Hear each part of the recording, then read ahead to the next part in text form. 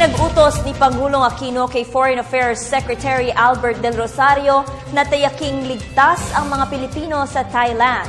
Ayon kay PCOO Secretary Herminio Coloma Jr., ibinigay ng Pangulo ang direktibang ito kasunod ng deklarasyon ng martial law sa kasamahang bansa sa ASEAN. Ayon sa DFA, itinaas na ang Alert Level 2 sa Thailand.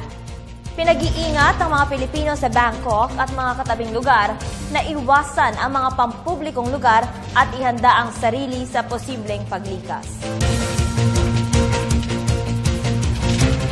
Secretary Albert Rosario to ensure the safety of Filipinos in Thailand following the declaration of martial law by the Thai Army. We note the DFA statement that the Philippines is closely monitoring the political developments in Thailand.